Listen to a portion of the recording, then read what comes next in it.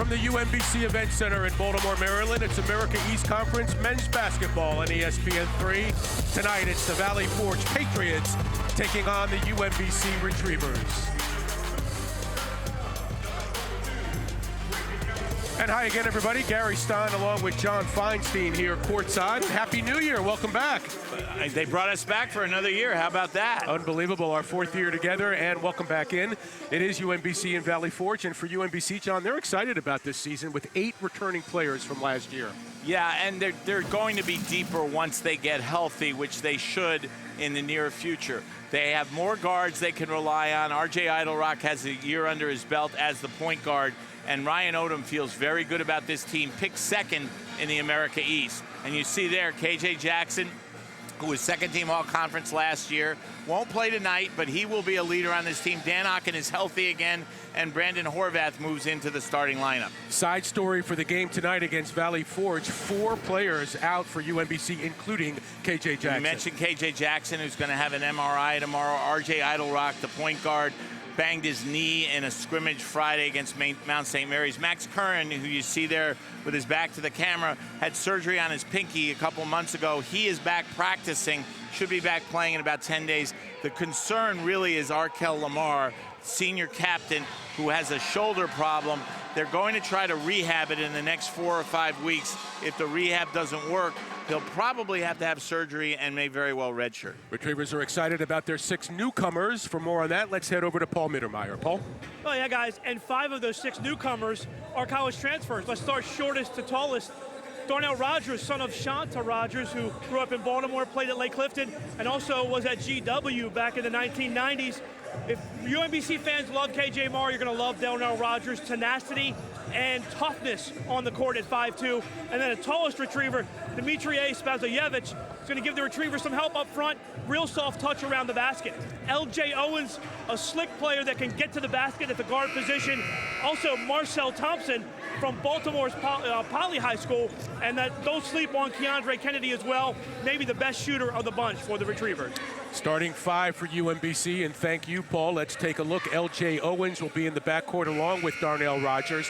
They're really excited about L.J., the transfer from William & Mary. Yeah, he is. I saw him play last year for Tony Shaver's team. He is a good player. He's just a sophomore, 3 years remaining. He was declared immediately eligible by the NCAA, so he's out there tonight. Starting 5 for Valley Forge, Aaron Hill, the sophomore, 6'2", was their lone double-digit scorer last year at just shy of 15. And right off the bat, it's Mauro Fernandez for 3, and Valley Forge takes an early lead. And other than Hill, this is largely a new team. They have 16 players, 11 are freshmen. Three-pointer in the corner taken by L.J. Owens. Offensive rebound stripped away by the Patriots. Patriots only 1 win last year under DJ DiMazzo. That's why they have a brand new team. They were 1-20 last year. Rogers inside for Ocken, the first 2 for UMBC. But DJ DiMazzo, who's in his 3rd year coaching at Valley Forge, they're a Division III team, so they can bring in as many players as they want since there are no scholarships. But he told me he feels like this is the first year he's had his players in the program. They only had 9 players on the team last year. Pop from the corner, no good by Drew Groh. UMBC with the offensive rebound. Owens, a jumper here from the near side, and the rebound kicks out to Rogers. By the way, if Darnell Rogers is 5'2", I'm 6'4". And you're not. And I'm not, for the record. I'll tell you what, though, he's built, though. Oh, he's built a lot like Muggsy Bogues. A lot more than his father, who was a slender guy. Ricky Council with a take to the basket. Ricky Council getting a start tonight with Arkel Lamar out and hoping to get off to a fast start this season. Struggled a little bit out of the gate last year after his transfer year coming over from Providence. The senior guard, 6'5", 210, out of Durham, North Carolina. Left-handed three-pointer pushed up there by Darian Bradford, and a rebound UMBC. By Darnell Rogers. Got that weak side rebound and no fear going to the basket there. Little lefty look there for Darnell Rogers. And an official's whistle underneath, a down player for Valley Forge.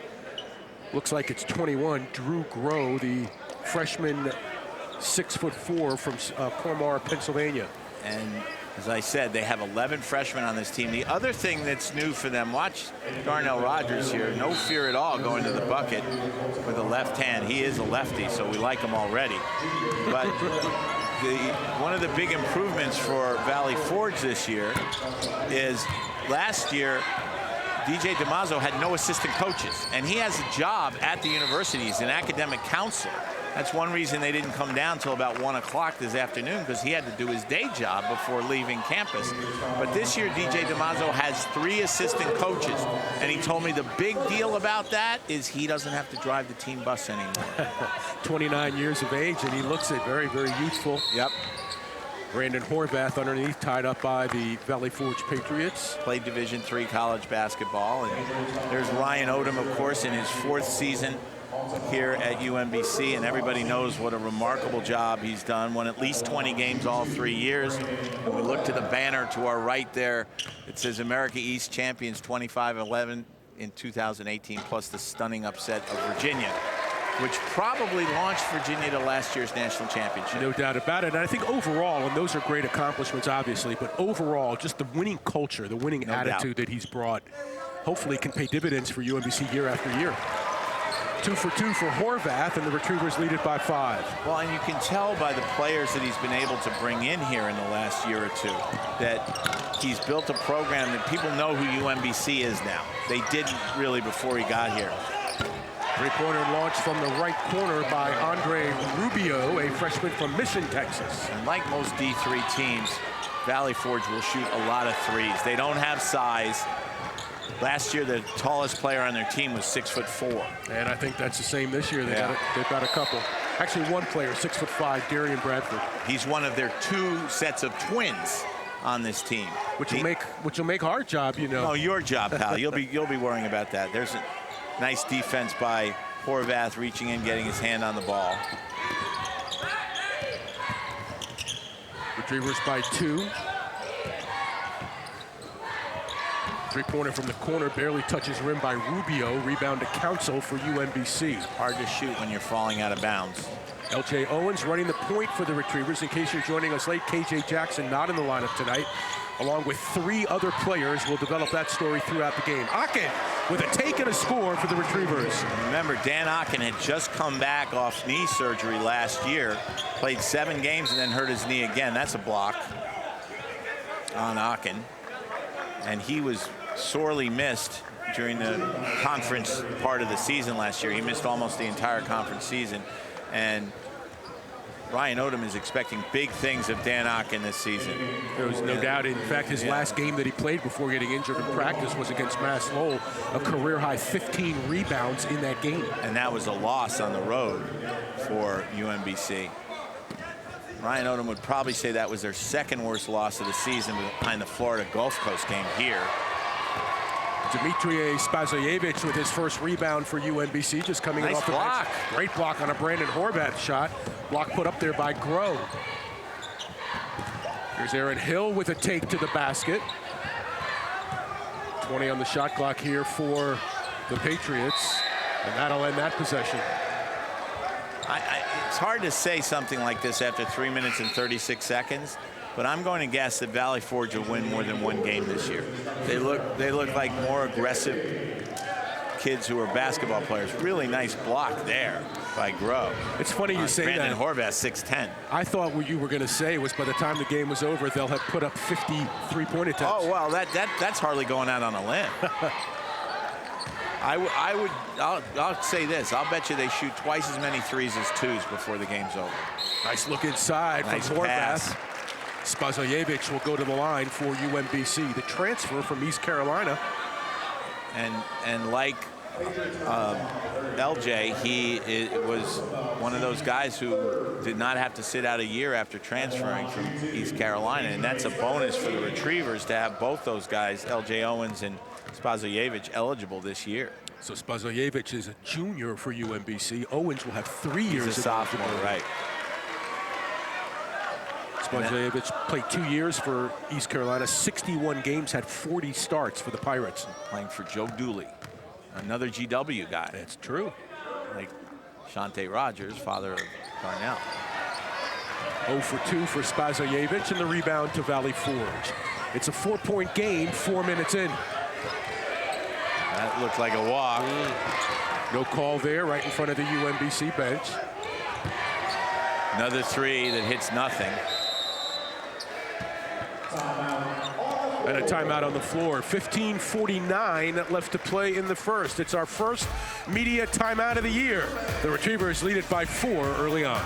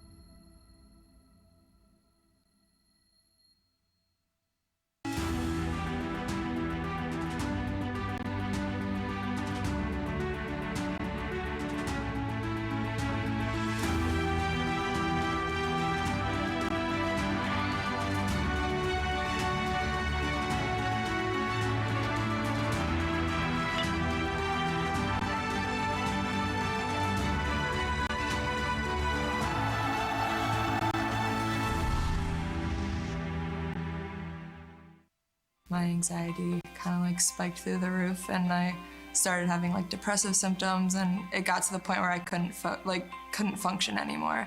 We've been really privileged to have some courageous student athletes, but also invested administrators and coaches. It's okay to be sad. It's okay to have anxiety. You know, there's nothing more important than the health and safety of our student athletes, and I think the mental health initiative is one that we're going to continue to build on and, you know, make a difference in all of our student athletes' lives across the league.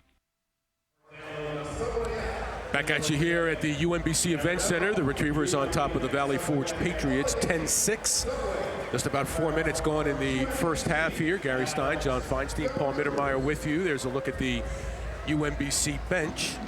Retrievers right now with 2 3-point attempts, and Valley Forge with 8. But let's talk a little bit about Darnell Rogers, who got the start here tonight for UMBC in the backcourt.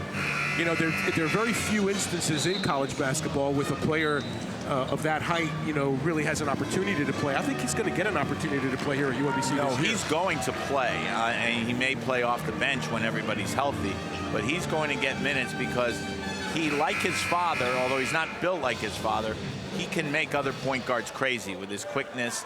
And Dean Smith used to talk about Muggsy Bogues and how Muggsy Bogues would go under you and foul you, Dean insisted, all the time. And he's also, as you can see, very quick with the ball. DeAndre Kennedy is checked in and hoists up a 3-pointer for UMBC. Paul talked about what a good shooter he is and showed it right away. A native of Atlanta, Georgia, 6'6", 180. The Retrievers are long in the backcourt this year. They are. With both Kennedy and L.J. Owens going 6'3" and better. Speaking of long, Horvath forgot that even though he handles the ball well for a 6'10" guy, he's still a 6'10" guy. You know, it's interesting you say that. I was looking at the roster, the way they're listed for UMBC. You know, Horvath is listed as a forward guard. Well, remember, at the start of the game, defensively, he was guarding a guard. That's correct. And he is often quick enough to do that. And I think at times you'll see UMBC play a 1-2-2 type of zone or a 2-3 zone, and they'll play Horvath out at the point because of his length, which is something that Tom Davis used to frequently do at Iowa. He would play a 6'10" guy, even a 7-footer at times, as kind of a point forward or point center defensively. Jack Schweitz checking in for UMBC along with Nathan Johnson, a highly touted freshman from Iowa. The Retrievers hope that Johnson can fill the Joe Sherburne role eventually here at UMBC. Well, the key word is eventually. You're going to have to give him time, but he's the same type of player. He's a good shooter, good catch and shoot guy from Iowa, so I don't think he's a Green Bay Packers fan. I could be wrong. It's possible. There's a nice touch from Rogers. He is rapidly becoming a fan favorite 5 minutes into his career. Retrievers now double-digit lead. Open here for the 3 is Groh. Except Spazievich got out there with a long arm at the last minute to make that a defended shot. Nice pass and dunk. Kennedy on the assist, and Spazievich throws it down. Rogers right now leading UMBC with 5 points early on. Nice outlet here for Rogers. Good look up ahead.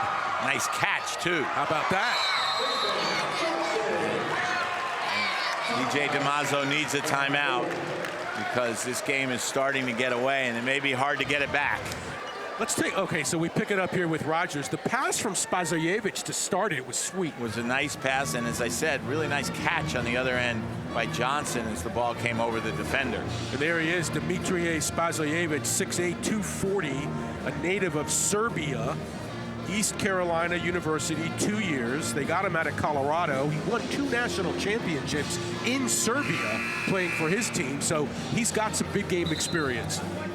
Well, and you know that Serbia produces a lot of very good basketball players. Absolutely, NBA players, in fact. Let's take a look here. Here you see Rogers grabbing that rebound. I think he's got 2 rebounds already. Yeah. There's one of them. Catch and shoot here for the little guy. And teams are going to scout him, and they're going to realize you can't leave him open. You leave him open, he'll make the shot because, as you well know, Gary, lefties can all shoot. And they're very creative as well, from what I understand. Yes. Friendly. Now you're going a little overboard. I told you the sign my wife got me to put on my desk a few years ago. It says, "Don't bother me." No, well, that's another one, but it says, "God created a few perfect people." Nice drive there, and then he made everybody else right-handed. Nice take to the basket by Jeremy Eng, one of 2 twins. He is their second leading returning scorer. He averaged 3 points a game last year after Hill, and that's a foul over the back by Spazievich. After the miss, he has a big body. He's going to be tough when he boxes people out. You know, and honestly, that's really one of the things that UMBC has been missing over the years, is a big, wide, athletic body inside. Yeah, Dan Hawkins athletic, but he's not a big body. LJ Owens checks back in the game for UMBC. Deep 3 here on the way outside. That was 3 feet wide right. Taken by Stephen Eng, and UMBC comes away with it, leading by 12.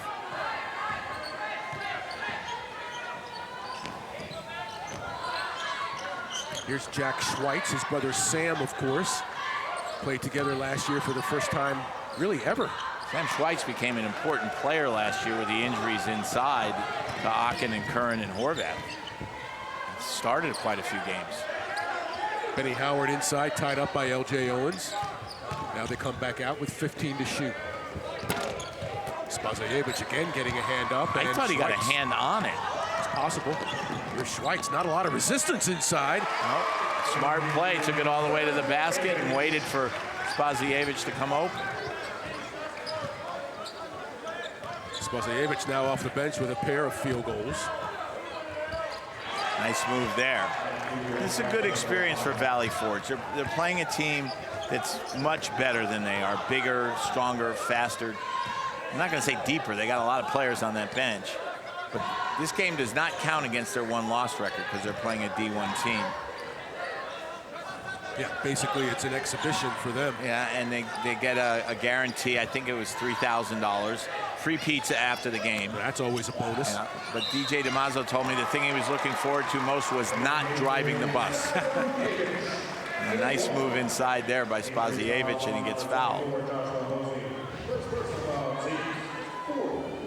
Nice post pass, good post move. You don't see a lot of low post moves in college basketball anymore. Foul committed by Joshua Hosey. Checking out here is Kennedy, and checking into the game is Ricky Council for UMBC. Kennedy hit a 3-pointer earlier tonight. They said Ricky Council struggled a lot last year, but he did make that game-winning shot against Albany. Oh, it's huge. When Ryan Odom put him in the game with 9 seconds left, when he hadn't played the entire second half or the overtime. And he hadn't made a field goal. He was 0 for 1. 3-pointer, a lefty put up there, up and in by Owen Bradford from Lansdale, Pennsylvania. One of the twins. One of the pair of twins. Yeah. And he's 6'5" and plays at a guard spot. His brother's 6'4" and plays inside. And here's good hands by Andre Rubio and a timeout on the floor.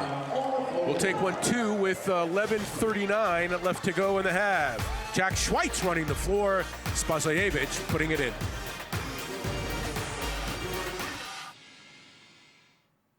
In our gym, in our league, we always feel our fans. And we've given them plenty to root for. But it didn't start with us. America East has always had great players, coaches, teams, and they've given us big moments. Comes out to Hooley for the win. Big upsets. Sorrentine from the parking lot. Actually, the biggest. Shock and awe in college basketball. We've made history, made the grade, made the pros. America East, it's what you've been rooting for all along.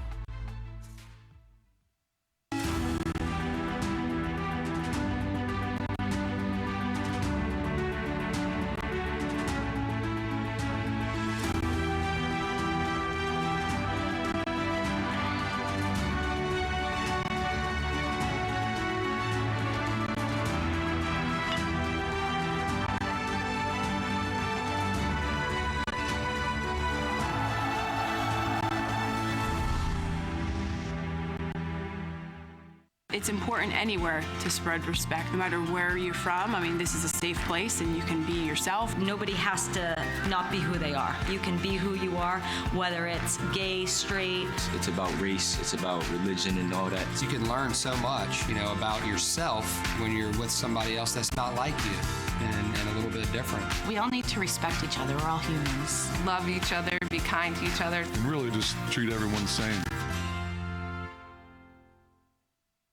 Back at you here from the UMBC Event Center. The Retrievers on top of the Patriots from Valley Forge. 24-13 is the score, 11:39 left to go in the first half. And, you know, it's funny, John, you mentioned Ricky Council had played only 66 minutes of basketball over 3 seasons. What's more interesting about it is that he was on 3 NCAA tournament teams. That's right. In those 3 years with those 66 That's right. minutes. 2 with Providence, and then the year he was sitting out was part of the UMBC team that went to the NCAA tournament. And, you know, it is hard on a transfer when you do sit out the year, and more transfers aren't sitting out with the loosening of NCAA rules. UMBC has 2 guys, as we mentioned, not sitting out this year after transferring, but he had to sit out the entire year. Practice just is not the same as a game, and I expect him to have a much better year this year than last year. And even last year, when he got off to the slow start, he really started to excel later in the season. He definitely got better as the season went on. I think it helped him when Ryan Odom started bringing him off the bench, took some of the pressure off him. Akin turns it over for UMBC underneath. He kind of slipped trying to catch that pass. Patriots play in the America Collegiate Athletic Conference. It's a D3 conference. Why aren't they the Colonials, though? Valley Forge. Yeah, well, the Patriots I could understand, too. That works. Owens for 3 straight away. Retrievers bring back 4 players from last year who hit 40 or more 3-pointers, and they picked up 2 more that can do it in LJ Owens and DeAndre. Wow. There's some ball skills for you. Well, that's what I mean about his athleticism, too. He is quick for a big guy. Quick leaper. There he showed quick hands. You know, and John, apparently a quick learner. I mean, basketball wasn't his first sport. Very much. And think about all the time he's missed injured. That's correct. He was a track and field star in his native England. Let's take a look at Dan Akin, really on both ends of the floor. Yeah. Comes in from the weak side, makes the steal, and then it's whoosh. Akin was a champion track and fielder in England, from Eltham, England. If he'd made that dunk in the Duke-Kansas game, he'd been on SportsCenter 14 times tonight. He prepped at Barking Abbey in England, which is the same place where R.J. Idlerock prepped. In fact, they found R.J. when they went to look at Dan Exactly Akin. right. Exactly right. There was an 18-foot jumper that went 14 feet. Nice move inside there. From Johnson, by the freshman. And Nathan Johnson will go to the line for UMBC. From Adel, Iowa. If you know where Adel, Iowa is, you're a better man than I am. There Well, you see, nice post-up move, and he gets fouled as he makes the move to the basket. The only place that I really know where it is really in Iowa is Council Bluffs, because I was there.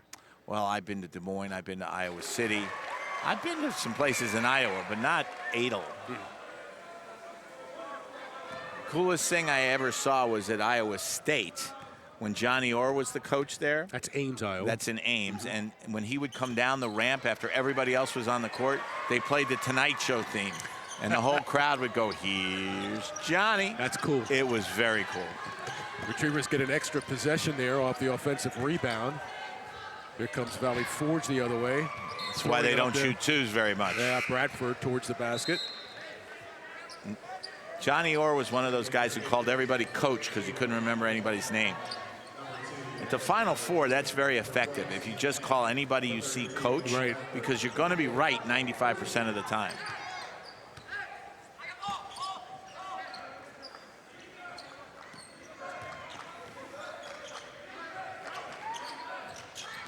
Here's Council with a take. Nice and move. the two. I'm not sure we saw him make a basket like that all last season. Yeah, he stayed mostly on the outside. Strictly a jump shooter, no doubt. I think we're going to see a lot of new things with this UMBC team. Suspect you're right. But one thing I think will be consistent is their defensive pressure. Well, and they have enough guys that they can really turn up defensive pressure this year, probably more so than last year. And the fact that they're more experienced at the guard spots will help with that too. And what a leap they made defensively last year, John. From 288 to 25th in the country in points allowed. They had to, because they weren't a very good offensive team. I mean, they lost all three of their senior guards off of that team. And when you lose guards, especially experienced guards, that's going to affect your offense a lot. See, miss from outside. Council get in position and gets fouled. He will play some at the 4 this year. That's another reason why you'll see him move inside, because with so many new guards, that's going to be a way for him to get minutes. And right now, with Arkel Lamar and Max Curran not playing, there are minutes open at that spot. That's the second foul on Stephen Eng for Valley Forge. Council with 5 points and 3 rebounds tonight. Make it 6 and 3. Retrievers by 21.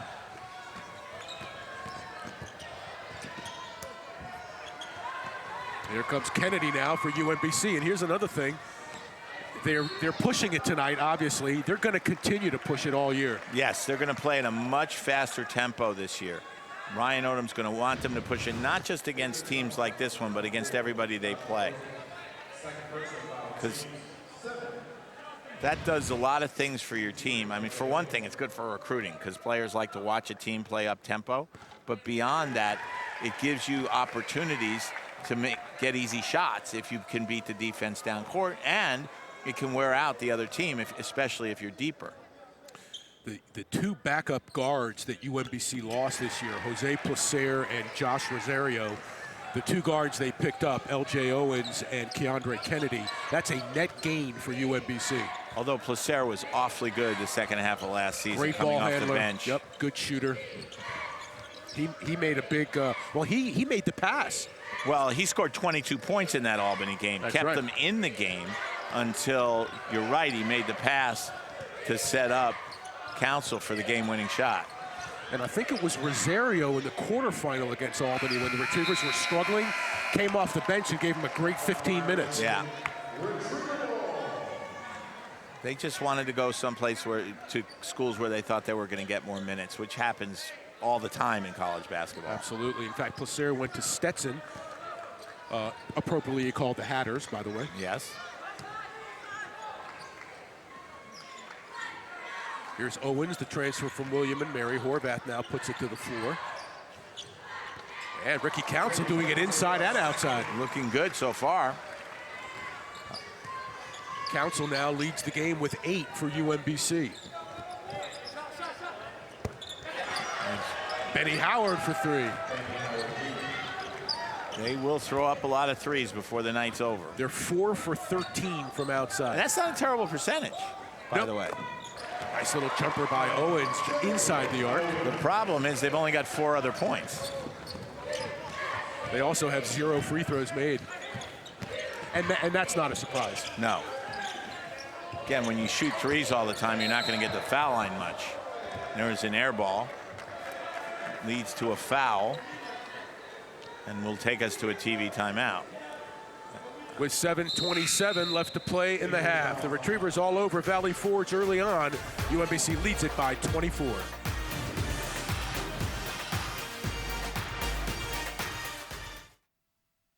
My anxiety kind of like spiked through the roof, and I started having like depressive symptoms, and it got to the point where I couldn't function anymore. We've been really privileged to have some courageous student athletes, but also invested administrators and coaches. It's okay to be sad. It's okay to have anxiety. You know, there's nothing more important than the health and safety of our student athletes, and I think the mental health initiative is one that we're going to continue to build on and, you know, make a difference in all of our student athletes' lives across the league.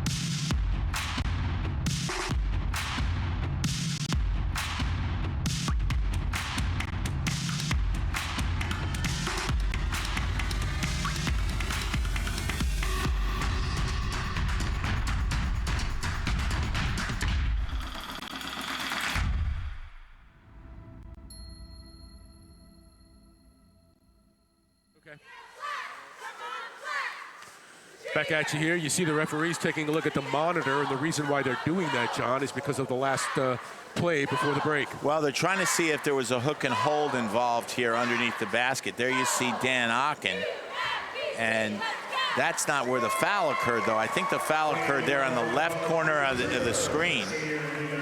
Watch here.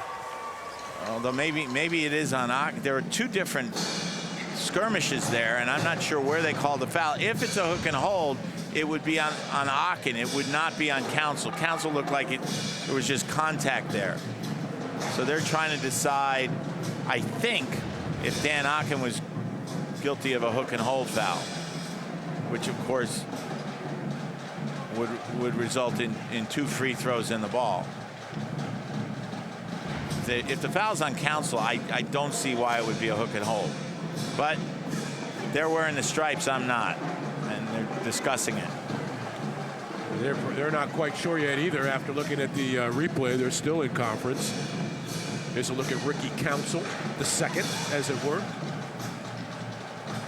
A lot of seconds and juniors and thirds in sports nowadays, aren't there? There are. Yeah. I wonder why that is. I think more and more guys are wanting to kind of pay tribute to their families and to their heritage and who their parents are, and I don't think it's a bad thing at all. We're going to get the call for you in a moment here, as you see. There was a flagrant foul there for the hook and hold. We had the guy on blue. You're calling on blue. Zero blue. Zero blue. That's Gotcha. who the foul was reported on originally. Gotcha. Thanks.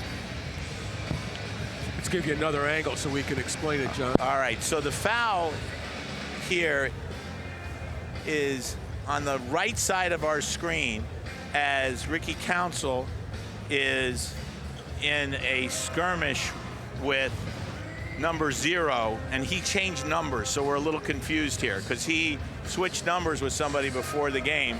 I'm trying to get to my notes so I can tell you who it is. I think he switched numbers with 11, so that would be Matt Altamirano. That's who the foul is on, and they're calling it a flagrant 1 because there was a hook as the 2 players were going down. So Council will shoot 2 free throws, and then it will be UMBC ball.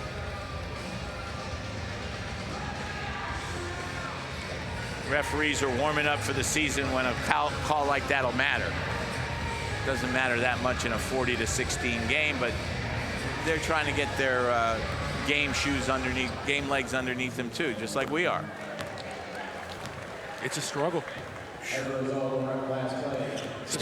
a struggle for us mid-season. I know. Speaking of shoes, how about those shoes Ricky Council's wearing? Yes, they're very colorful. I like them. Very colorful. And so far, they're very effective. I mean, he's playing very, very well. Well, it's got to be the shoes. It's got to be the shoes. Council leads the game with 10 points. He's 4 of 4 from the free throw line. Retrievers, by the way, have had free throw shooting troubles for years. We know that. They're 69% right now. It's a tradition unlike any other. Actually, it's a tradition like many others in college hoops these days. Players spend so much time working on their three-point shots, they don't shoot free throws in practice anymore. So there's a three-point shooter. Brandon Horvath inside and outside, the junior from West River, Maryland. And that's good for Ryan Odom to see, because you remember when Brandon Horvath hurt his hand last year in January, he was not the same confident shooter when he came back to play that he had been before the injury. Nice strip there by Council into the hands of Rogers. And that was going to be a mismatch in the making. Akin along with Groh. Yeah, Groh knew that his only chance was to try to put his hand on the ball and get a tie-up. Here you see Rogers with the penetration, finds the open shooter, and he can make those shots. Akin is one of those who has struggled from the free throw line. But now he's shooting 1,000% this season. Wow. There's nowhere to go but down, John. Sad, but true. Horvath last year, 30 games. He battled hand injuries, and the whole team seemed to battle hand injuries last year. But what a great weapon he is to have off the bench. He only started 2 games for UMBC. And at least for the moment, he's going to be a starter at the 4th spot. Now, when Arkel Lamar comes back, depending on how things are going, if Arkel Lamar comes back, that might change. But he was one of he for 2 years was really a 6th guy who played starter minutes. That'll be offensive on Groh, or correction, on Bradford.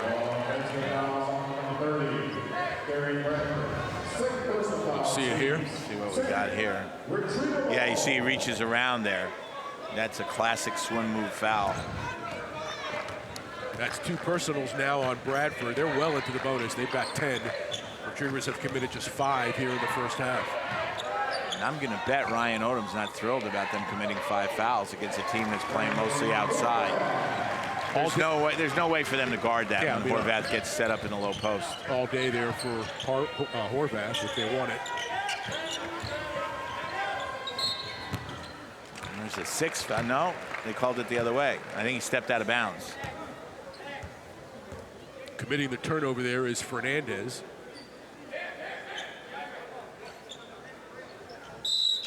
There's DeMazzo, the head coach for Valley Forge. In his 3rd season now in Phoenixville, PA.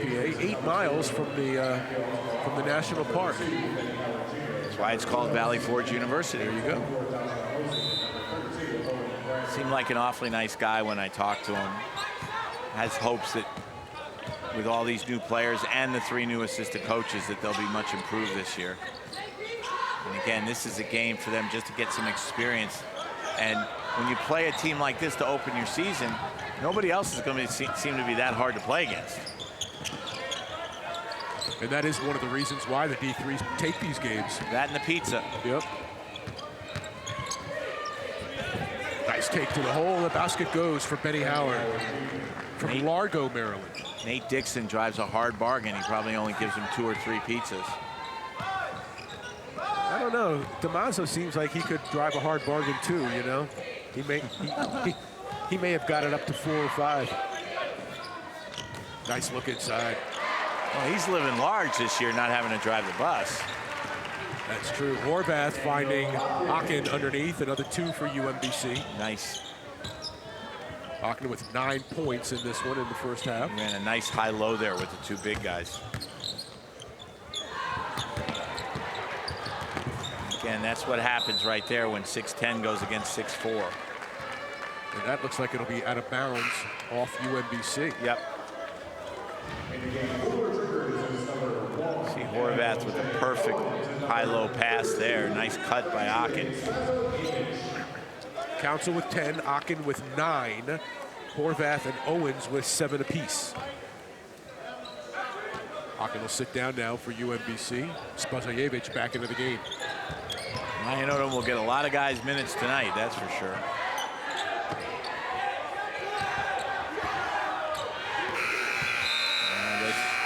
Shot clock violation on the Patriots. Yeah. The initial shot was blocked. It didn't hit rim. There was no change of possession, so the shot clock did not rewind.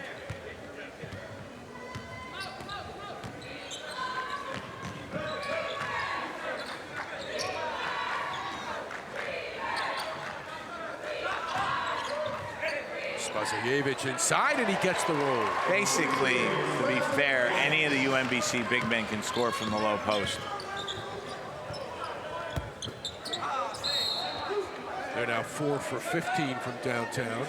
Preseason coaches poll in the America East, John. Vermont, naturally, #1. UMBC, though, slotted #2. And it was close. Yeah. It was close. I think 4 teams got at least one first-place vote. Stony Brook picked 3rd, right? Yep, Albany 4th. Albany 4th, Hartford 5th. And that right now, the way the conference is, talent level, those are the top 5. I mean, there's no doubt. It's been that way for a few years. Hartford lost all 5 of its starters, but John Gallagher brought in a couple transfers and really thinks that by the time conference season comes around in January that his team's going to be very competitive, even with all the new players. Vermont, of course, the defending champions. Anthony Lamb probably even better this year as a senior. Last year's player of the year. Albany tough, always. Stony Brook. I think Stony Brook's the only coaching change, if I'm not mistaken. That's correct. That's correct. And Albany, remember, when they played UMBC in here last year in the conference tournament, started 5 freshmen. So they are bound to be improved this year. And, of course, they have I think Will Brown's a very underrated coach. Yeah. Which is ironic because he's won so many conference titles. 5. Yeah. I get along very well with Will. I like him, and I think he's a good coach. But he can be salty at times. Yeah, he's gruff. Yeah, he can. He's not Ryan Odom. He's not John Gallagher, who's the ultimate hail fellow well met. But I think he's a good guy. But sometimes I don't think he gets the credit he deserves.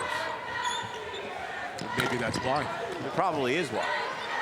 Rebound to Spazajevich for UMBC. Here's Rogers running the floor. He can find the open man, can't he? He really can. And there's another rebound. I think he's got 3 rebounds. I'm going to call that a charge every time. That'll be on Horvath. And with 3:49 to play in the first half, we'll take a timeout here. Brandon Horvath for UMBC. 8 points and 3 assists in the first 15 minutes. It's all Retrievers right now on ESPN3.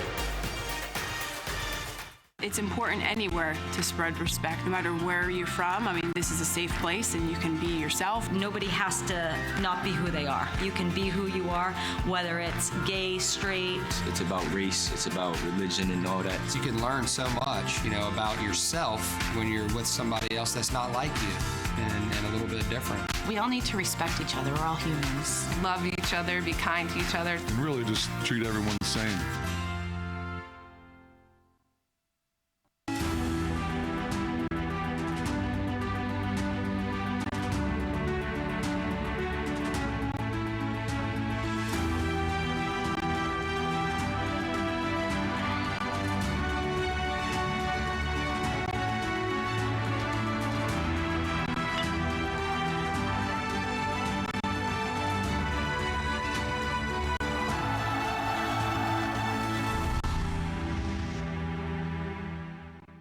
In our gym, in our league, we always feel our fans. And we've given them plenty to root for. But it didn't start with us. America East has always had great players, coaches, teams, and they've given us big moments. Comes out to Hooley for the win. Big upsets. Sorrentine from the parking lot. Actually, the biggest. Shock and awe in college basketball. We've made history, made the grade, made the pros. America East, it's what you've been rooting for all along. Retrievers shooting better than 65% from the field in this one, 19 for 29. And that's a big reason why they're up by 35. And let's take a look at some of that.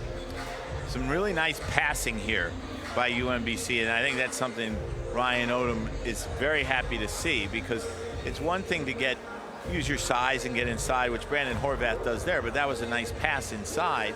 And again, nice high-low passing from Horvath to Aachen for that last basket. Now, when they showed that America East promo there, did you see that shot TJ Sorrentine hit in Vermont's win over Syracuse? I was at that game, and Vermont was up 1 with under a minute to go in overtime.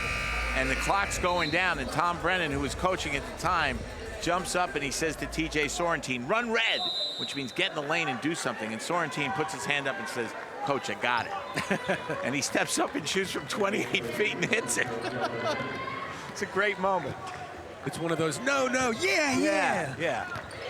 Boy, that was great coaching by me, huh? Tom Brennan, one of the all-time good guys. The court is named for him at Vermont now. That was the greatest upset for an America East Conference until right 2 years ago. Yep. And a turnover here for Valley Forge. By the way, Tom Brennan Court and Patrick Gym, right? Yeah. But they're building a new gym. Correct. And are they going to take the floor? No. No. They're gonna sell it to a corporation. Tom's losing his court. How about that? I don't think he feels really good about it. He's not happy. Yeah. I can tell you that for a fact. And that's the kind of shooter. What a touch. That Ryan Odom would compare him to Joe Sherburne. I'm not even sure it touched the net. Barely. And it was catch and shoot, right? Yep. 2-pointer put up by Raphael Smith. Joe didn't like any of the nicknames we put on him. He didn't like catch and shoot. He really didn't like Cool Joe. No, we failed miserably. Oh, we really did. And we messed up his GPA. Well, we didn't mess it up. Well, we didn't, but, you know. We collective. His father was so polite about it. Joe's never made a B. Just so that you know. Thanks for everything you've done, but Joe's never made a B. Nice take from Matt Altamirano. Like I said, they've got some kids who, against Division III competition, I think will be able to play. You can't compete with a good D1 team, which UMBC is. Corner 3, missed by Kennedy. DeAndre Kennedy, the transfer from Wabet Community College in Kansas. Here comes Rogers running the floor. Nice. Well done athletically by Johnson. Got up, showed some hops, showed good hands. He's got good hands. That's 2 catches we've seen him make that were impressive. Nathan Johnson, the true freshman again. He's all over the court. We got to come up with a nickname for him. Oh. He'll probably be too polite to tell us that he doesn't like it, though. Yeah, I think we'll have an easier time with him. Yeah.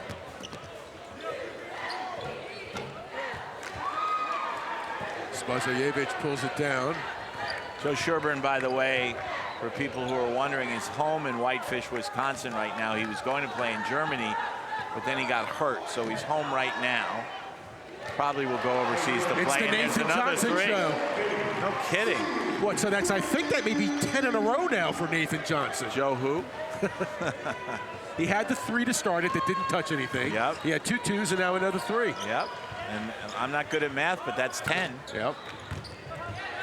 Well, but you're a lefty, so you know. I am a lefty. And he's going to get a rebound here, or almost did. And I think DJ DiMazzo is subbing 6 guys now, just to make it fair. Nathan Johnson for UMBC, 13 points. He's 5 for 5 from the field, 2 of 2 from 3. He's got 2 rebounds, all of that in 9 minutes. And by the way, I was wrong about Rogers' rebounds. He's got 4 rebounds in less than a half. Tied for the team lead. Yep. Until Spazojevich just got his 5th. Darn him. The height difference is what? 1'6". It's like 1.5 feet. Yeah, I mean, literally. It's 18 inches. Yeah. Nice shot there. 41 for UMBC. 25 seconds left to play in the first half. And they're going to play for 1 shot here. I wonder what Ryan will tell Paul he's concerned about coming off the court. With at least a 41-point lead. Paul's going to say something like, well, Coach, you got to be satisfied with the first 20. Say no. Reported by Kennedy. He'll complain that Kennedy shot too soon. Keandre Kennedy puts a cherry on top of the first half with another three-pointer. Retrievers are 7 for 14 from downtown and shooting 69% in the first half. They lead at 68-24 over D3 Valley Forge.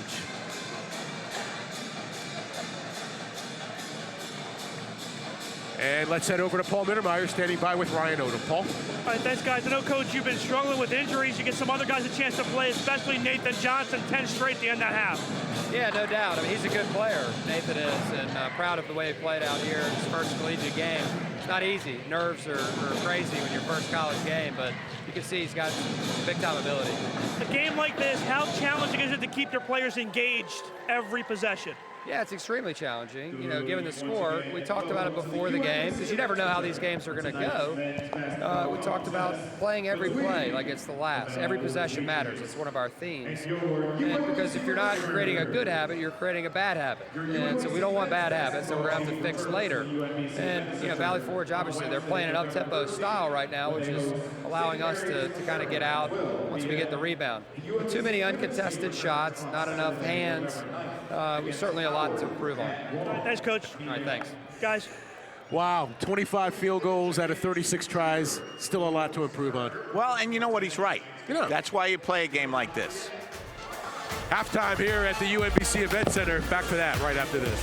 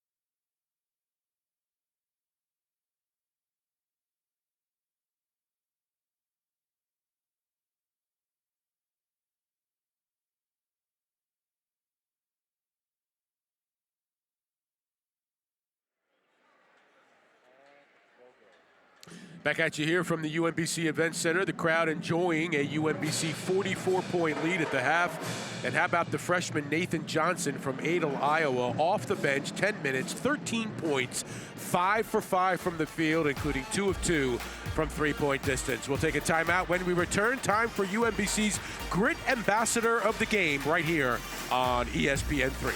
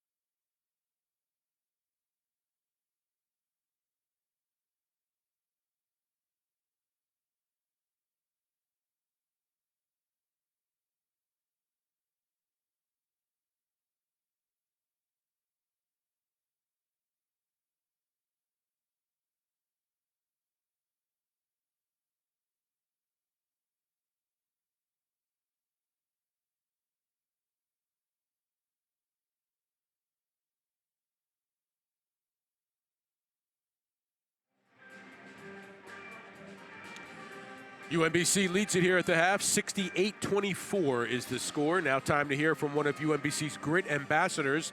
Grit Ambassadors represent UMBC's athletics core values of growth, respect, integrity, and teamwork on and off the field. Tonight, we'll hear why Kat Moorman of the women's soccer team is proud to be a Grit Ambassador.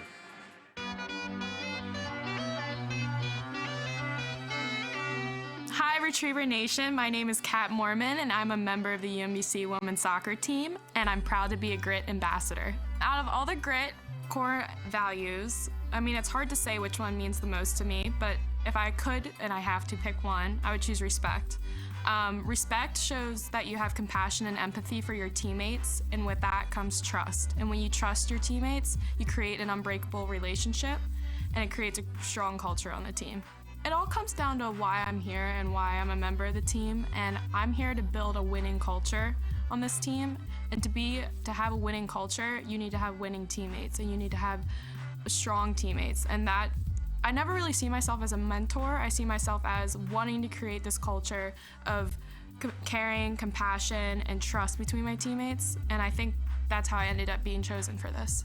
I think one of the biggest challenges I've had as a student athlete here was having a coach change. My freshman year, I had 2 coaches that are no longer here, and for about 2 to 3 months my freshman year, we didn't have coaches, and we actually had our weight trainer be our coach for that time, which is very difficult because your coaches are someone you rely on. So I think that taught me a very important lesson, that at the end of the day, the team is the girls that are here. So we all relied on each other, and we supported each other. And for those 3 months, we worked really hard despite not having a coach. We were able to work through that time. There's a lot I want people to know, but I think something I'm really proud and I'm able to say confidently is that we're working harder than we ever have. We're in the weight room more, we're conditioning more, we're more focused, we're more driven, and it seems like for the first time since I've been here for the past 3 years, we're really devoted to each other, and we want to make each other better, and I'm really proud. And I just want Retriever Nation to know that we're here committed to represent UMBC.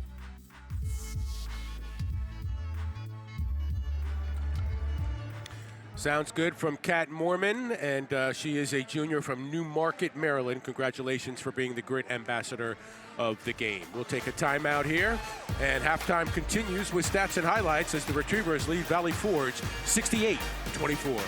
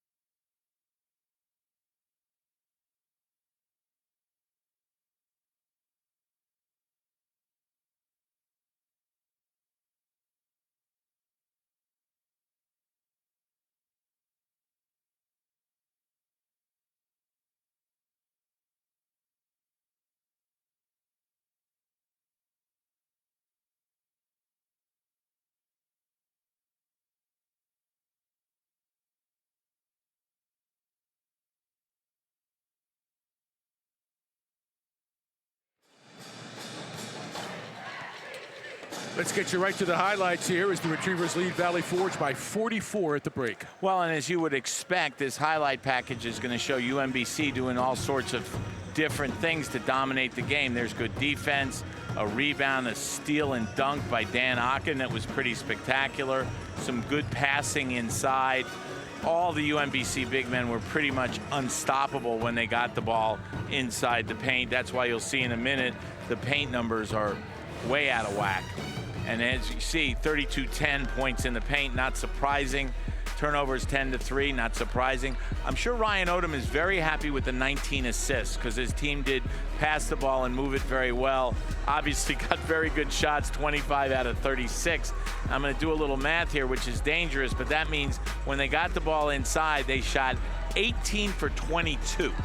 That's pretty good, and you can see the smaller Patriots struggled to shoot 10 for 40 from the field, and that's why we've got the score we've got. That's pretty good math, John. By the way, of the 19 assists, 9 belong to Darnell Rogers. Second half coming your way right after this on ESPN3.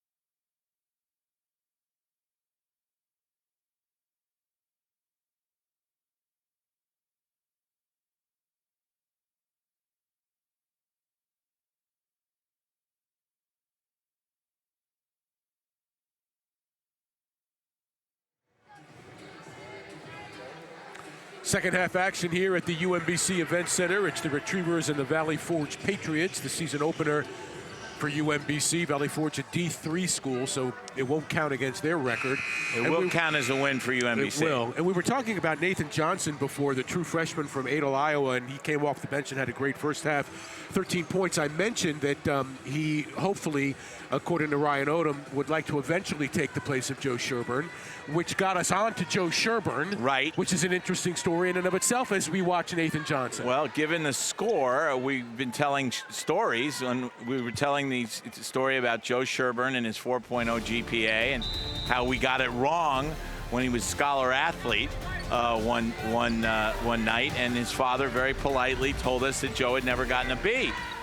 I got a tweet at halftime. There's Brandon Horvath with a 3 from Joe Sherburne. So we know at least one alumnus is watching us. There you go. And he said, it's less than 20 minutes into the new season, and John Feinstein is already telling the story about my dad correcting my GPA. And I tweeted back at him, I said, Joe, you're gone, but you're not forgotten. And the score is 68-24, by the way, so we got to tell some stories. Welcome, Joe Sherburne, to the broadcast. Joe, we're glad you're listening. We miss you. Meanwhile, let's send it over to Paul Mittermeier. Paul? Joe, how are you? Hey, guys, a couple things for that first half. One, you mentioned Ricky Council's shoes. Those are the Steph Curry shoes, the ones that Steph Curry sent over after they won against Virginia in 2018. The entire women's team were wearing those shoes when they won earlier tonight. And the other thing, you talked about transfers and Ricky Council and his transfer from Providence. You know, immediate transfers this year are not born the same. You know, Demetrie transferred right away, was accepted right away. They didn't know about L.J. Owens until last Friday, whether he would even be able to play this year for UMBC. He finally was cleared on Friday and able to play. Yep, that's the NCAA for you. There's absolutely no consistency to what they do. It's like they just throw names in a hat, and if your name comes out at the right time, you're eligible. If your name comes out at the wrong time, you're not eligible. I'm glad it worked out well for both kids for UMBC. Meanwhile, the Retrievers have put up 5 points here in the second half. The Horvath three-pointer with the first 3. So UMBC now. By the way, tonight is opening night in college basketball. There are some big games. Yeah. Madison Square Garden has the top 4 teams playing. But the best chant, I'm telling you right now, there's a turnover. Dan Ocken couldn't handle the pass. The best chant in all of college basketball will be heard tonight in Levites Gym at Harvard. Harvard is playing its annual opener against MIT, which is just down the street. Right. And there will be MIT students at the game, and as they do every year when Harvard plays MIT, they will chant safety school at the Harvard players. That's the greatest chant of all time, I'm sorry. I love that. And Tommy Amaker, the Harvard coach, loves that chant too. That is a foul. A lot of smart people in that building tonight. Oh my goodness. Oh my goodness. And by the way, good basketball teams. Harvard is one of those, you're looking for a dark horse team that might make a run in March if they stay healthy. Harvard's one of those teams. And MIT is a perennial NCAA Division III tournament team. Very good program, 2 very good programs, and some pretty good students. Meanwhile, Aaron Hill, who inbounded the ball here for Valley Forge, was favoring his left wrist. Yep. That's the player who last year led the team with 15 points per game. He's scoreless here tonight. He took a shot early and missed it and hasn't really been part of their offense much at all.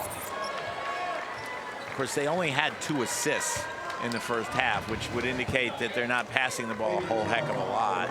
It's hard to do when you're going up against bigger and faster kids like Dan Ocken. And there's a foul. The other end. Continue to run the floor. Darnell Rogers will be at the free throw line for UMBC. He's a lefty. You know he's a good free throw shooter. Rogers, he now has 6 points, 9 assists, and 4 rebounds. Actually, he's got 10 assists now. 10 assists. He had an assist on the Maybe second he'll half. get a triple-double. He could. And that you're allowed to mention. That will unleash me. Yes. And I won't try to stop you. He's 1 point away now from a, I can't say it, fill in the blank. No, please don't. He's got 5 rebounds as well. Nice looking little player. And there he almost made a steal. You know, it's interesting about these little players. when they're so quick that you forget for a minute that they're short, you know? I mean, look, he does so many things. KJ Mora. Exactly. There's a nice pass. Ocken rolls it in on a feed from Horvath. You know, Chris Clemens, who was the leading scorer in the country last year at Campbell and ended up as the third leading scorer in the history of the NCAA, was 5'9", and nobody recruited him. That's why he ended up at Campbell. Yeah, he was a joy to watch last year. Oh, boy. And he was another one of those who was so strong. He was a good rebounder. And nobody ever posted him up because he was so strong. Altamirano leads Valley Forge with 8. Retrievers have 5 players in double digits here in this game. And by the way, you haven't lived until you've gone to a game in the John W. Pope Convocation Center at Campbell and had your picture taken outside with the camel. Yeah, I've called games from there. Have actually, you? when UMBC was in the Big South. It's a great building. Absolutely. Another three-pointer for UMBC now. Retrievers are 9 for 18 from downtown. I think you just made a good call. I think something is wrong with Aaron Hill because he is a good shooter, and that ball was way wide right. And now he comes off 0 for 3 now in the game, and now he goes to the bench. Spazajevich checks in now for UMBC. Yeah, Aaron Hill, number 10 for Valley Forge, 0 for 3 today. 14.8 points per game last year in 20 games. And there was nobody else on the team who averaged double figures. And DJ DiMazzo has been subbing in 5-man units, trying to find, obviously, a combination. Not so much that'll work tonight, but that he can use when they start playing against other D3 teams. Not great spacing underneath for UMBC, but Horvath still able to lay it in. That was a walk, I think. Yeah, absolutely. That wasn't going to be very good for them. Bradford tried to take on Horvath inside the paint. Here comes Nathan Johnson back in the game for Horvath. And a timeout on the floor. 82-28 UMBC. 15:59 left in this one. In our gym, in our league, we always feel our fans. And we've given them plenty to root for, but it didn't start with us. America East has always had great players, coaches, teams, and they've given us big moments. Comes out to Hooley for the win. Big upsets. Sorrentine from the parking lot. Actually, the biggest. Shock and awe in college basketball. We've made history, made the grade, made the pros. America East, it's what you've been rooting for all along.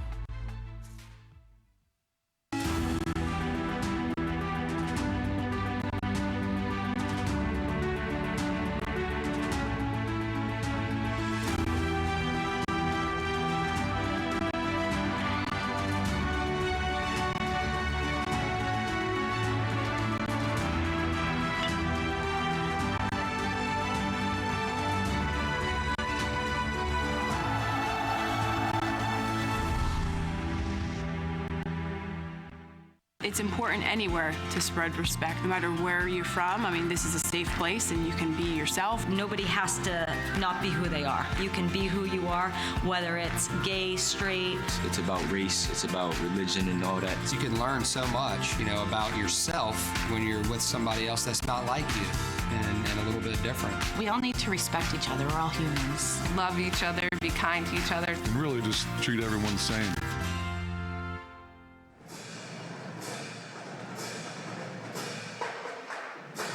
Are you a former America East student athlete? Do you want to stay connected with other America East alums?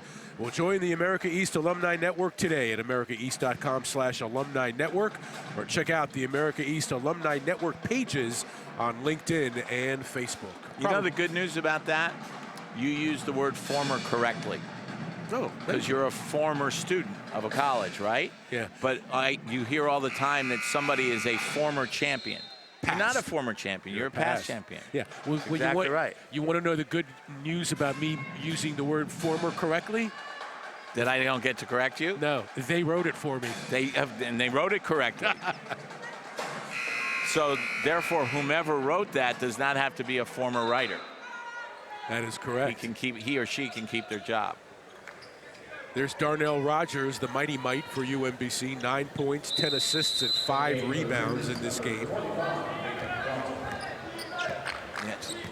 Taylor, our producer, has just pointed out that the person who wrote that is a lefty. There's a lefty. Wow. Good call, Taylor. Nicely done, Rogers. I don't think we're going to call him the Mighty Might. I'm going to call him the pocket point guard. There you go. That's good. I kind of like that.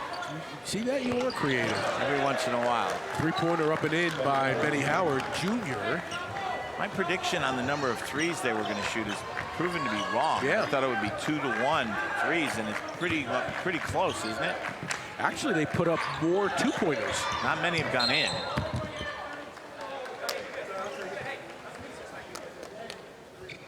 That'll stay with UMBC after the foul. Yeah, Spazievich had position and had to be fouled or he was going to catch the ball and dunk it.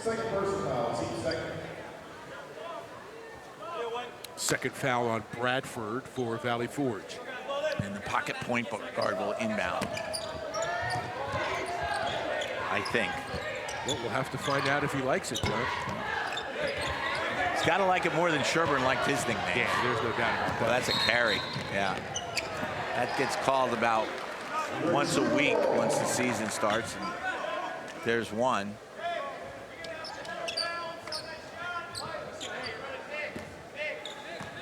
So Benny Howard, for them, number 2, is listed at 5'8".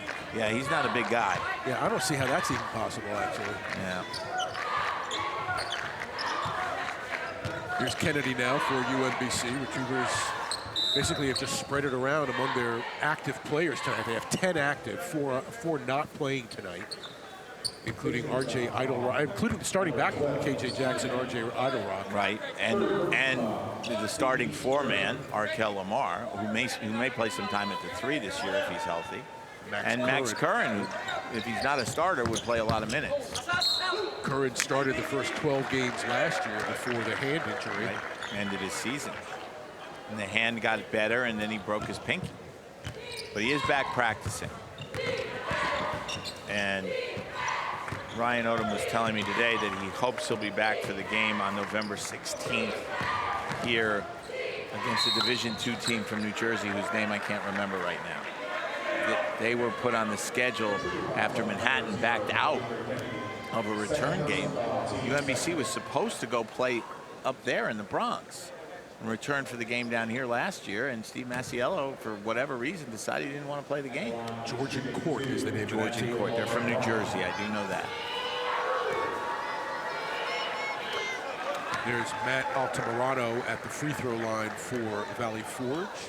He was supposed to be number 11. You know, I covered a high school football game years ago when I was just a kid coming out of college, and some guy, number 30, I'm making it up, made the game-winning interception. So I looked at my flip card. I was down on the field watching the game, and I went up and I said, hey, John Smith, congratulations. He said, yeah, you know, and he explained the play and what happened. And I quoted him, you know, John Smith made the game-winning interception. Get a call the next morning from John Smith's mother, who says, that wasn't my son. He and Joe Jones, I'm making up names obviously, decided to switch uniforms before the game. It was Joe Jones who made the game-winning interception. Only correction I ever had in the Washington Post. Another 3 put up and in by Howard after the 2-point take by Kennedy. Rogers with the left. He is fearless. That's going to be 14 points now for Darnell Rogers. He leads the game. Step back jumper, nicely done by Altamirano. He's a nice shooter. We're going to check in later in the season and see how these guys are doing, because I think they're going to be much improved. Again, they won only 1 game last year. Hard to imagine they do that again. They're not going to get worse. And again, Kennedy just using his body. A 6'6" guard, Keandre Kennedy.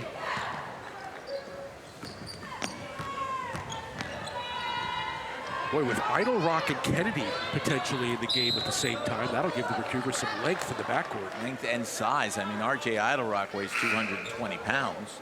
I mean, he's built like a rock. Ryan Odom told me when he first came over before his freshman year, he'd been injured and hadn't been playing for a while. He weighed 250. And he's 6'2". Now he's down to 220. He's still a big kid, big, strong kid. Yeah, I mean, he's noticeably lost weight even from last year. So is Arkel Lamar, by the way. That's the shame about his injury. I was talking to him Friday. He's in great shape. There's Kennedy again now, taking, oh, that's too easy. Yeah, that is too easy. DeAndre Kennedy now in double digits with 12. Retrievers have 7 players now in double digits. It's good defense there. Good defense by a freshman, then there's a travel. Schweitz actually ran into his own man. Yeah.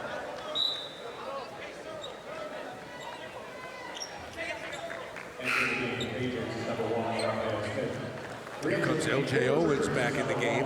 As Paul mentioned, just became eligible Friday for UMBC. So when Ryan Odom was first came here to UMBC, he scheduled a scrimmage. You're allowed 2 scrimmages, 2 close scrimmages in the preseason. UMBC's this year were against Coastal Carolina and Mount St. Mary's, but they scheduled a scrimmage with William and Mary. And Tony Shaver, who had coached both Ryan and Griff Aldrich, who was on the staff at the time, was the coach at William and Mary. And Tony Shaver, most coaches are very good whistlers, as you know.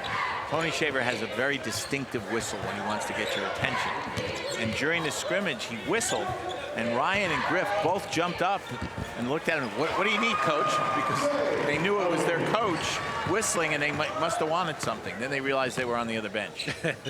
Speaking of that, L.J. Owens with a take and a walk here. And folks, if it sounds like I'm telling a lot of stories tonight, he scores 95-38. And you are. And I am. I wish I'd brought one of my books I could have read from. Now that's a little overboard. It was a dark and stormy night, as Snoopy would write. How many books are you up to now? I just finished my 42nd. Oh, Jackie Robinson. Thank you. Right? Thank you. The book I just finished was, I spent a lot of time writing about UMBC in, actually, because the book's called The Back Roads to March, and it's about programs and players and coaches that don't get a lot of national attention unless they beat a #1 seed in the NCAA tournament. Wrote about UMBC and Loyola Maryland the year after their moments of glory, among many other stories. Back in the game is Aaron Hill for the Patriots, and another miss. Again, scoreless tonight for their leading scorer from a year ago. And you do wonder, as you said, you noticed him massaging his hand at one point, if he's not a little bit hurt. L.J. Owens on the putback off the miss from Marcel Thompson, making his first entrance into the game. A 6'3" junior from Baltimore, a transfer from South Plains College. Nice take here again by Altamirano. Or correction, yeah, by Altamirano, Yeah. that's right. Yeah. The former number 11. The player formerly known as number 11. Matt Altamirano now with 14 points for Valley Forge.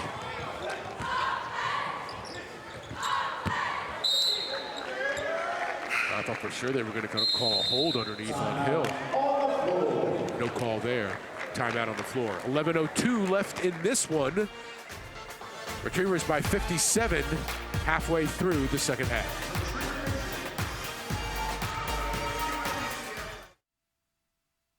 My anxiety kind of like spiked through the roof, and I started having like depressive symptoms, and it got to the point where I couldn't function anymore. We've been really privileged to have some courageous student athletes, but also invested administrators and coaches. It's okay to be sad. It's okay to have anxiety. You know, there's nothing more important than the health and safety of our student athletes, and I think the mental health initiative is one that we're going to continue to build on and, you know, make a difference in all of our student athletes' lives across the league.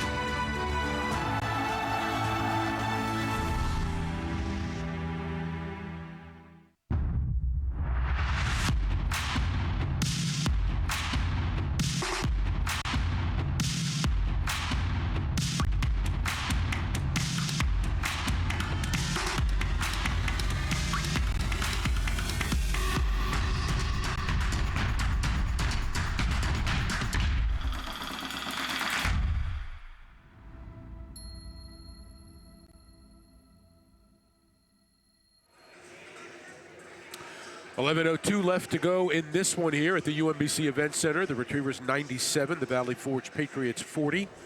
7 Retrievers in double digits led by Darnell Rogers with 14. Nathan Johnson off the bench with 13, including 10 in a row in about a 2-minute span late in the first half. Shades of Joe Sherburne. Although I'm apparently not allowed to bring up his name. Most points scored in a half in program history for UMBC. And the fewest allowed. Wow. By the way, you can tell this game is different. You see Ryan leaning back in his chair as he's drawing up the play. Usually he's leaning forward, making sure he's got everybody's attention. It's hard even for the coaches to stay intense when it's 97-40. He will tell them to, he will try to, but it's not that easy. 10 Retrievers have seen action now that Marcel Thompson has checked into the game. All 10 in uniform. That's correct. Rogers and Owens tied for the most minutes with 21. Be surprised if anybody hits 30. Yeah, that's not going to happen.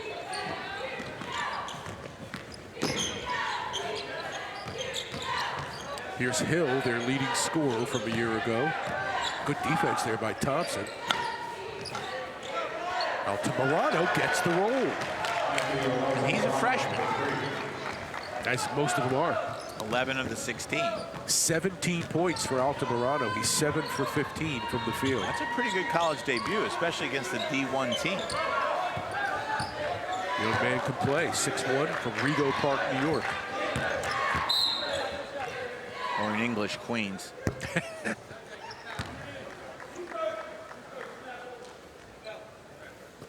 Hey, speaking of New York, how about your Islanders, huh? Oh my goodness, they're hotter than fire. 7 in a row.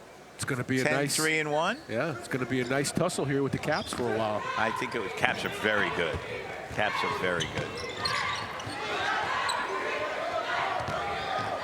Washington, all of a sudden, city of champions. Right. God, they didn't win one forever, and now they got 2 in a year. Spasojevich picks it up and in. You could even say 3 if you want to count the Mystics. Yeah. No. I guess you could, yeah. Nice steal there.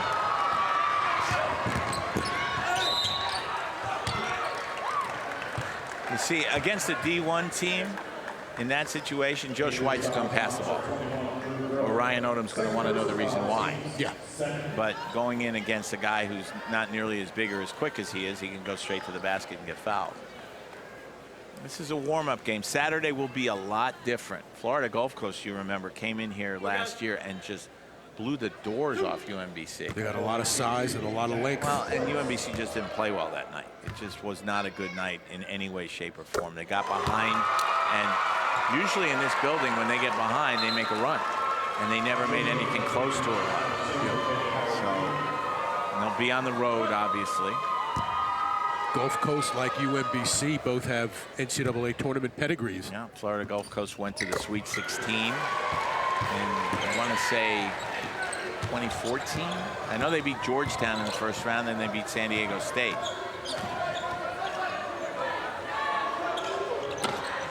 And by the way, they blew Georgetown out. They did. It was like UMBC Virginia. Yeah. Thompson for 3. You know, people forget, I mean, and it's quite natural. Spasojevich throws it down for UMBC. Gets them over the century. Well, they were already over the century mark. But my point is, you know, the 20-point win over Virginia, obviously everybody remembers. What people forget is that they were leading Kansas State by a point with a minute to play. Yeah, they had a chance. They would have played Kentucky in the round of 16, and Kansas State beat Kentucky. Nice passing again. I think I'm going to bet the thing Ryan Odom's going to be happiest about tonight is the passing. He wasn't thrilled with the defense the first half. Too many fouls, too many open shots. But they have passed the ball beautifully all night. They've got 26 assists as a team. That's a lot. That is a lot. Let's take a look here. Push the ball up court. Nice look by Schweitz. That's a high percentage shot. Nathan Johnson in his collegiate debut with 15 points. Hill still scoreless for Valley Forge. Here's Spasojevich up ahead. Oh, again with the pass. That might have been one pass too many. But still, it's Your instinct is to look for the open guy, and that's a good thing. That's stepped out of bounds. On the line.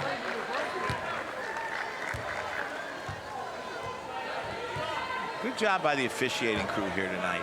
They haven't over-officiated. Exactly what I was going to say. They haven't over-officiated the game. They understand what this game is for both teams, and they've called the fouls when they've had to, but they've not tried to say, oh, okay, we're going to call everything we see. Poor kid cannot buy one. 0 for 6 tonight for Hill. And there's Thompson with a take. The foul is on Hill. He's got to be frustrated.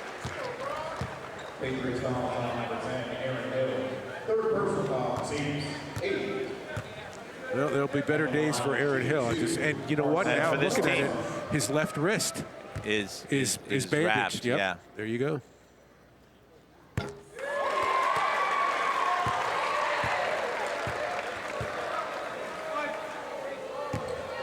Marcel Thompson dents the scoreboard for UMBC. I think there are going to be some intense practices for UMBC this season. Oh, there have already been some. Well, I'm sure there have been. But when you get the 4 guys who aren't playing tonight back on the practice court, because everybody's going to be fighting for minutes. I was about to say, the 4 guys that have replaced them don't want to not play. No. This is a deep team. No question. And that runs the floor. And another nice pass. And they will run the floor. That means they're going to make some mistakes. They're going to have some turnovers. But they're going to keep the pressure on teams defensively throughout the entire 40 minutes. Yeah, I mean, they're going to make it up in volume. That's why you do it. Spazajevic. He commits the foul. When he fouls you, you're fouled. Yep, you know it. 6'8", 240 from Serbia by way of East Carolina. And with 7:46 to play, we'll take a timeout here. Continue on ESPN3. It's important anywhere to spread respect, no matter where you're from. I mean, this is a safe place and you can be yourself. Nobody has to not be who they are. You can be who you are, whether it's gay, straight. It's about race, it's about religion and all that. You can learn so much, you know, about yourself when you're with somebody else that's not like you and a little bit different. We all need to respect each other. We're all humans. Love each other, be kind to each other. And really just treat everyone the same.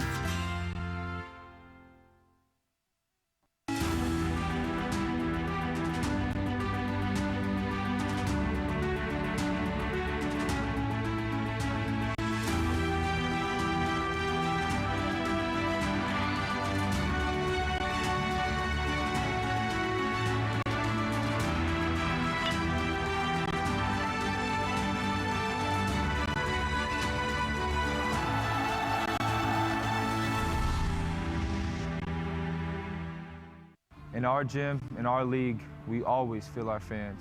And we've given them plenty to root for. But it didn't start with us. America East has always had great players, coaches, teams, and they've given us big moments. Comes out to Hooley for the win.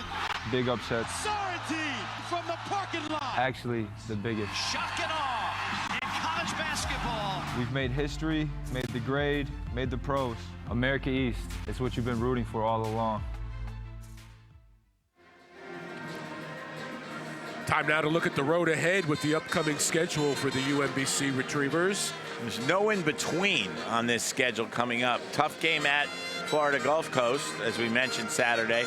Come back here next Wednesday for a noon game against Division III St. Mary's. Then Georgian Court, that game that replaced Manhattan. Then they go to LSU, a team that was in the Sweet 16 last year. And then they play Eastern Michigan. Are they in the Bahamas? Is that where they are? I think that is it, They have yeah. 2 games in the Bahamas. And then they'll be home on November 30th, my wife's birthday, for Drexel. And thank God that's an afternoon game because I'll be able to stay married. Yeah, really. I mean, now, given the choice. Yeah, I'd have to miss the game. Of course. Yeah. Because to quote Lefty Drizel, I may be dumb, but I ain't stupid. Saw a picture of Lefty the other day, coaching in what, maybe 1974? Still didn't have hair. No, didn't have That hair. was the year of the classic game with NC State. Right, that was the ACC David tournament Thompson final. year. Yep, exactly. It was actually the Tom Burleson game because Well, David Thompson didn't play that well and Burleson had 38. That's right. 103 to 100, and you know the great stat about that game? was 86-86 at the end of regulation. There had been 0 turnovers. Wow. Amazing game. I went and saw Lefty, by the way. That's part of the book, research last March. He's doing great. You know, think about that for a minute. That's almost impossible. It is almost impossible, especially 86-86 with no three-point shot. Correct.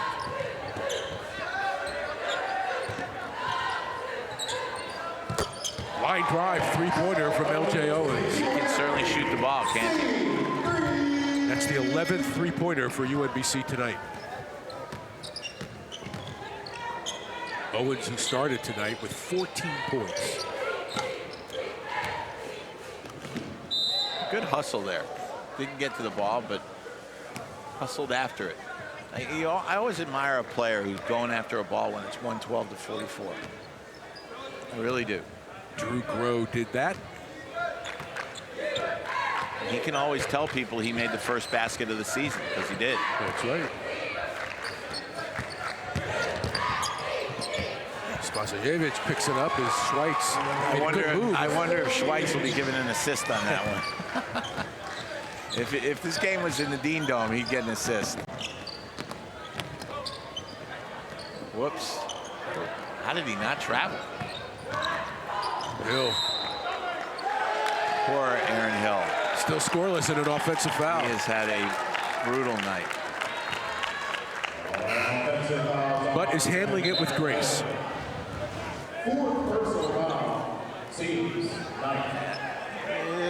Close. I mean, he had position. I guess you have to call it that way. I might have no-called it. But he's having a worse night than Adam Gase had on Sunday. Soon to be former coach of the New York Jets. He's not had a lot of success with either of his last two teams. Well, the funny thing was his first year in Miami, he was 10-6. He was. Been downhill since then. Nathan Johnson again for UMBC. He can shoot, can't he? He's perfect tonight. 7 of 7 from the field. Actually, 1 of 2 from the line. So I was saying that he might someday be Joe Sherburne. I think he's there, at least tonight. At least tonight, yep. Nice Sam Schweitz showing off his moves. They're about to go over the 120 that they scored in that overtime game against the Citadel a couple years ago. Oh, right. What a game that was. That was a great game. You know, how many overtimes was it? No, that's 2? A good call. It could have been 2, yeah. You know, Schweitz could be an interesting player this year for UMBC. I mean, they have a lot of talent in the backcourt, no doubt about it. And sometimes the transfers even overshadow. But Schweitz can shoot the 3, he can penetrate, he can rebound. And he's experienced. Yep. Johnson trying to keep it alive for the Retrievers, and does. And he will earn this trip to the free throw line. Wonder if we're at a point where maybe the coaches could agree to play with a running clock the last 5:53. That would seem merciful, wouldn't it? It would. Excuse me. Because you can't ask your players to back off. You can't say don't play hard. Right. First of all, they want to show what they can do to the coaches. Second of all, if you don't play hard, that's how people get hurt. Nice touch from Nathan Johnson. And now the 121, as you say, John, most points scored. It beats the output against the Citadel. Well, it took at least 45, I think 50, if my memory's any good, against the Citadel. This has taken less than 35. Nathan Johnson in his collegiate debut, 20 points. Of course, the Citadel only shot the ball when somebody actually had it. Play that old Paul Westhead style. Make See if one. Hill could do it. So hard for a righty going left, always. And Schweitz is just going to the basket and daring anybody to stop him. Schweitz is doing now what Johnson did in the first half. That's a rainbow three-pointer from Hosey. I hope Nate Dixon gives these guys an extra pizza or two.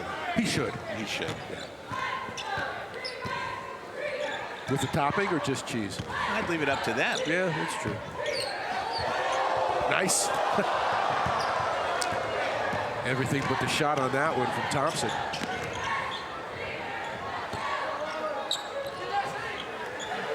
Beaver's still playing hard, getting back on defense. I got to say that.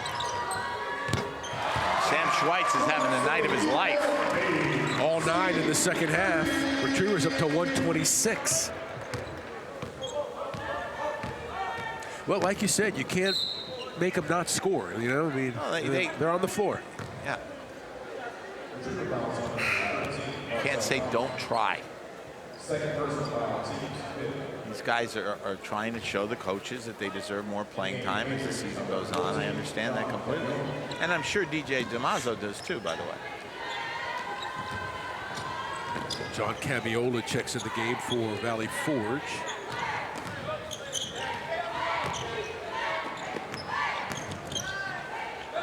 And his pass is deflected away by Kennedy into the hands of Schweitz. Oh, he missed the shot, Gary. Get Johnson? him out. Yeah, get him out. So he's not Mr. Perfect. It's clearly tiring. Altamirano with the basketball. He shot the ball very well. Here's Kennedy now for UMBC. Retrievers will be on the road against Florida Gulf Coast. Up and in for Kennedy.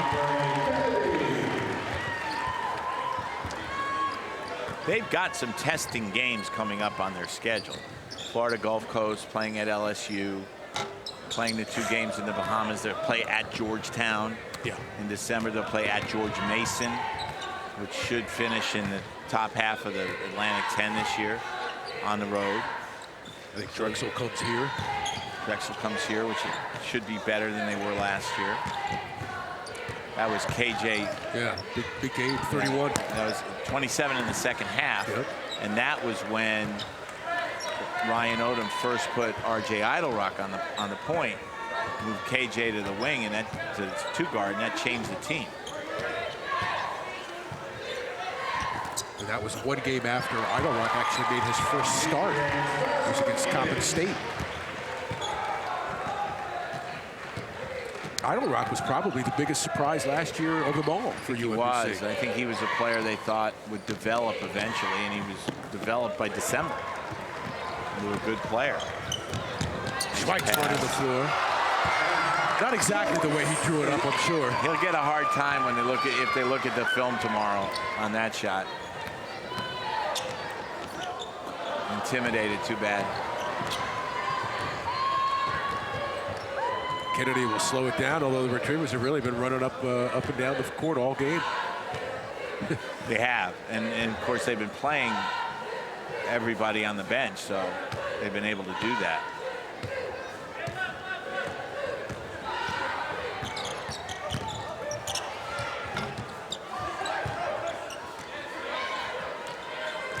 Schweitz keeps it alive.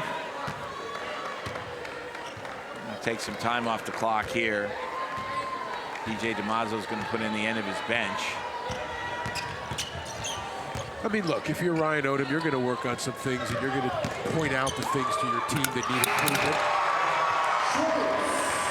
But this is exactly what a D1 team should be doing tonight. That's right. And DJ DiMaggio just called timeout so he can get his guys into the game. The kids who haven't played yet. 1:23 left in this one. It should not be a full timeout here. And we're going to get a full timeout, unfortunately. All right, we'll do it then. 1:23 left to go in this one. Back for the conclusion right after this.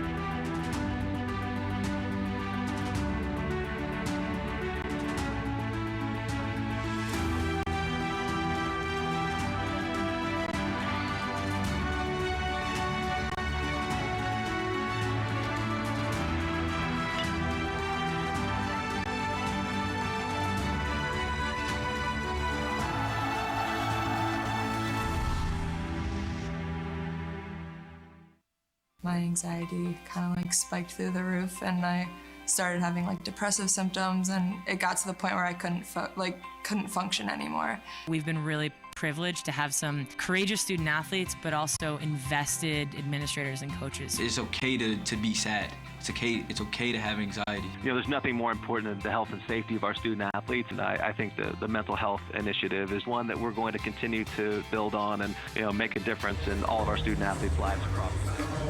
All 10 Retrievers in uniform tonight have played in this game. 9 of 10 have hit double digits. 2 of them have hit 20. Nathan Johnson and Dmitry Spazoyevich, 20 points apiece in their debuts for UMBC. Well, this will be a nice memory for those guys.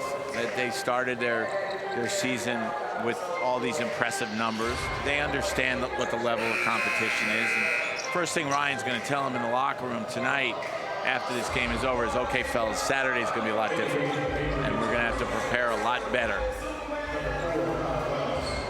if we're going to get a win on Saturday. Retrievers with 51 field goals in this game, 69% from the field, 33 assists, 51 field goals. And as I said earlier, I think that'll be the thing Ryan Odom is happiest about, is the way they pass the ball. They shared the ball very well tonight. Nice floor game for Keandre Kennedy, 14 points, 8 rebounds, and 6 assists. The same can be said for Darnell Rogers, 14 points, 5 rebounds, 10 assists. He was very impressive, I thought.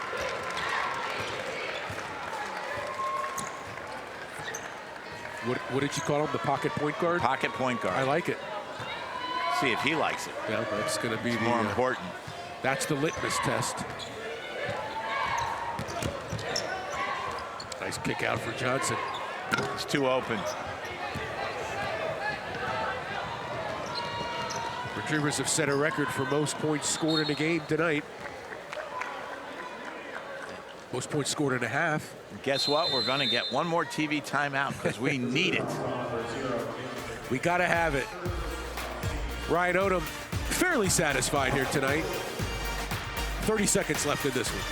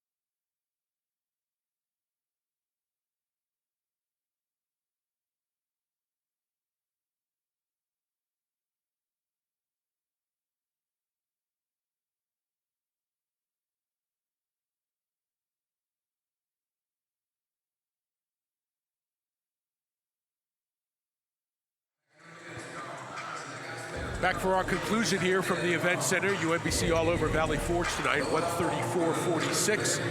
Setting records for most points in a half, most points in a game. Maybe probably scoring margin too. Gary's playing hurt here, ladies and gentlemen, fighting a cold. The second half got me.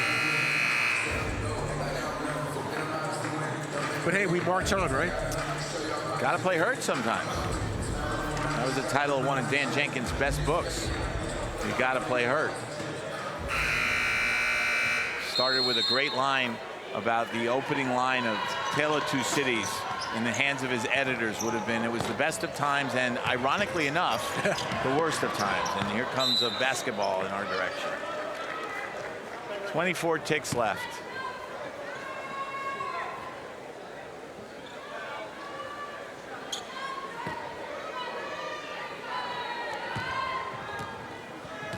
DJ DiMaggio got his last 5 in. They'll play out the last few seconds here. You can tell their grandkids they played in a Division I building, played against the team that pulled the greatest upset in the history of the NCAA tournament. There you go. That's something to say. That is something to say.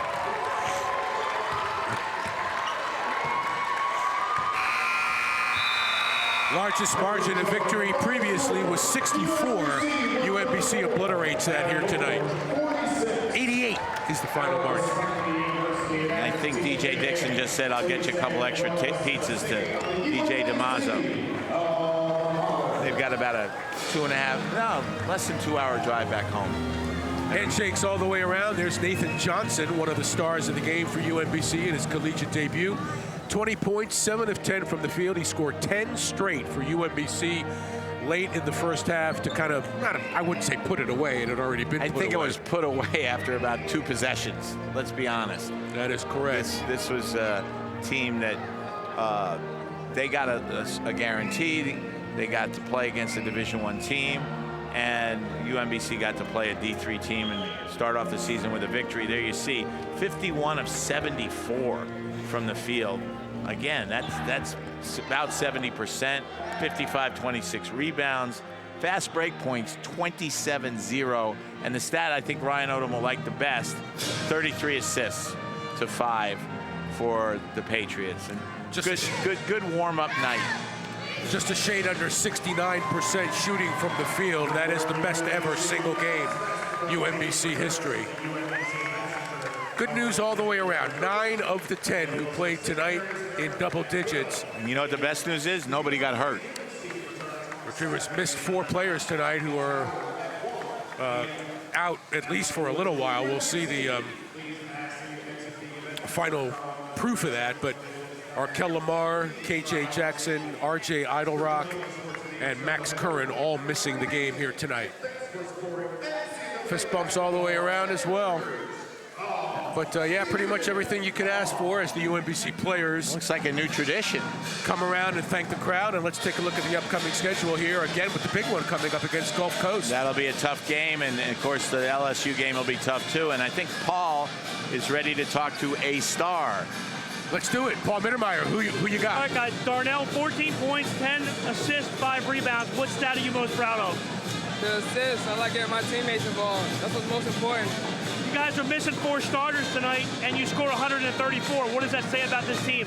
We got a lot of depth, and we're just looking forward to continuing to get better throughout the year. How special was it to come back and play at home tonight here at UMBC? Very special. I got all my family here. I got about 10 family members here right now. That's outstanding. And thoughts on going back to FGCU on Saturday? I'm excited, but we still got to, we got to put in the work and prepare for them. Awesome. Darnell, thanks so much. Congratulations on the effort tonight. Appreciate you. Guys? Paul, thank you. Darnell, thank you. John, final thoughts. It was a good night for UMBC. They played well. They passed the ball well. I think Ryan Odom has things he can work on, especially on the defensive end between now and Saturday, and we'll find out a lot more about this team Saturday afternoon when they play Florida Gulf Coast. 20 points for Nathan Johnson, 20 points for Dimitrije Spazajevich in their debuts for UMBC. That'll do it here from the Event Center. For John Feinstein and Paul Mittermeier, I'm Gary Stein saying so long, where the final score is 134-46 UMBC. The next UMBC broadcast will be this Saturday, November 9th at 7 p.m. when the women's basketball team takes on Howard on ESPN3. All games airing on the ESPN networks are streaming live and archived on the ESPN app. This has been a presentation of ESPN, and it was quite a debut for UMBC here tonight. Don't forget women's basketball coming up against Howard on November 9th as well. Again, for John Feinstein and Paul Mittermeier, I'm Gary Stein. We'll see you next time right here on ESPN3.